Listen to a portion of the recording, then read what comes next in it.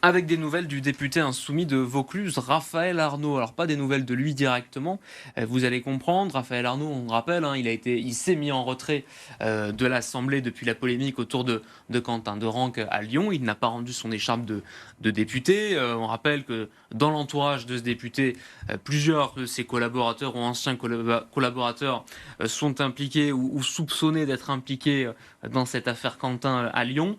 Raphaël Arnaud va revenir sur les bancs de l'Assemblée. Ça, c'est ce que disait hier Mathilde Panot, la présidente du groupe Insoumis à l'Assemblée nationale. On aura la date de son retour en temps voulu. D'abord, est-ce que vous comprenez ce retour ou pas? Est-ce qu'il a raison de revenir à l'Assemblée, Raphaël Arnaud, lui qui s'est mis en retrait durant toute la campagne des élections municipales? 60 secondes chacun pour exprimer votre point de vue. Philippe, pour commencer. C'est parti. Sur sa position, il y a deux plans qui s'affrontent. Il y a le plan juridique et le plan moral. D'un point de vue juridique, il n'est même pas touché par la procédure d'instruction, il n'est pas visé, il n'est pas convoqué, il n'y a rien. C'est effectivement des proches qui sont à lui, mais si on doit être effectivement sanctionné d'un point de vue politique, parce qu'on connaît des proches qui sont visés par des enquêtes en politique, il y aurait plus grand monde en politique. Bien. Alors, d'un point de vue moral, maintenant, est-ce qu'on peut dire que moralement parlant, il doit rester ou pas rester? Moi, ce que je note, c'est qu'il a quand même eu la délicatesse d'être en retrait par rapport aux familles, par rapport à la situation, et il s'est montré assez délicat sur ce point. Qu'il puisse revenir, ça me semble naturel. Voilà pour les moins de 60 secondes pour convaincre. C'est rare. C'est rare, mais le temps sera rattrapé, j'en doute pas. Parce qu'on n'a toujours pas le chrono en face. Pas besoin de chrono, vous savez.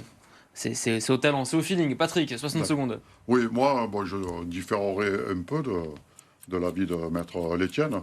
Moi, je pense qu'à ce niveau-là, il y a un recul qui doit s'opérer. Mais moi, ce qui m'inquiète le plus, en vérité, c'est pas le fait qu'il revienne pas.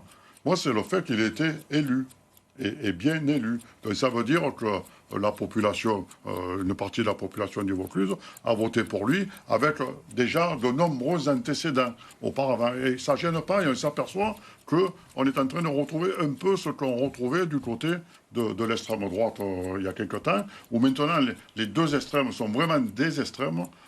Jusqu'à présent, c'était un peu plus centralisé sur la gauche et les filles. Aujourd'hui, on parle d'extrême gauche au niveau des LFI. Et donc, ça, c'est dérangeant à l'heure d'aujourd'hui. Vous disiez. J'essayais de voir le chrono à travers vos yeux. Et il reste encore 15 secondes. Ah, vous étiez un peu affolé. Donc moi, affolé?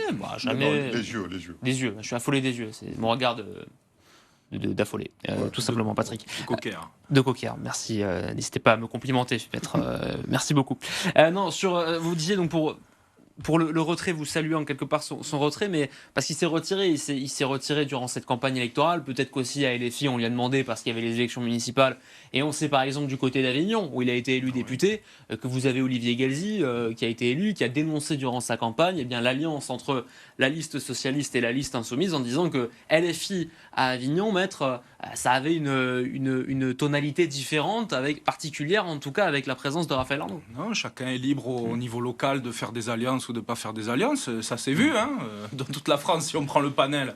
Je veux dire, les maires ou les candidats à la mairie, ils ont été quand même en plus grande autonomie de pouvoir choisir. Et d'ailleurs, je trouve ça très démocratique de pouvoir constater qu'en France, on peut fermer la porte à des considérations qui sont autres que le niveau local. En tout cas, l'affaire Quentin, dont il est question, elle a eu évidemment un impact dans le débat en marge des municipales. Vous saluez sa mise en retrait, mais vous demandez son départ de l'Assemblée, Patrick, ou pas? Enfin, vous aimeriez en tout cas. L'instruction, elle est en cours, donc les personnes même qui sont dans le dossier, elles sont présumées innocentes, il faut le rappeler. Oui, mais Raphaël Arnaud lui-même, en l'occurrence...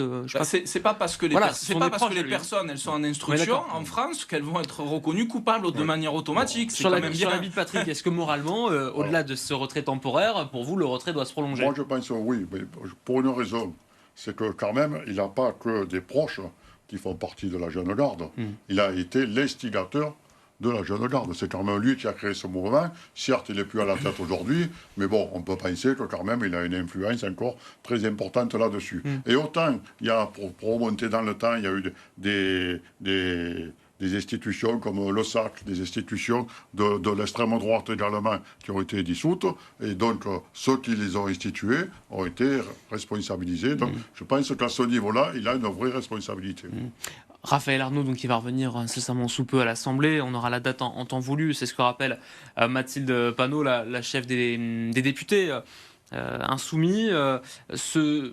Cet élu, Raphaël Arnaud, la personnalité, maître, de ce député de Vaucluse, depuis de longs mois et depuis son élection du côté d'Avignon lors des législatives, elle ne cesse de cliver, de faire débat, un peu à l'image d'un Sébastien Delogu à Marseille, sauf que là, vous avez effectivement ce passé, la jeune garde, un mouvement dont s'estimait proche LFI dans les dernières élections, et même le nouveau Front populaire. On se souvient que la jeune garde était un partenaire, j'allais dire, et que la lutte contre le fascisme, c'est la mission de la jeune garde feu, la jeune garde. Elle reste un élément et une valeur clé. Non, mais je suis absolument pas d'accord. Pourquoi ? C'est pas parce qu'on crée la jeune garde qu'on en devient responsable ad vitam aeternam toute sa vie. Je veux dire, quand on crée quelque chose dans une vie, en réalité, si on passe à autre chose ou qu'on passe à un autre niveau, on n'est plus responsable de ce qu'on a laissé. Parce que sinon, on n'en finit plus. On n'en finit plus. Je veux dire, c'est pas parce que d'autres personnes utilisent un système qu'on a créé, à mauvais escient ou à bon escient, peu importe, ça sera... Des personnes qui travaillent avec vous tous les jours quand même.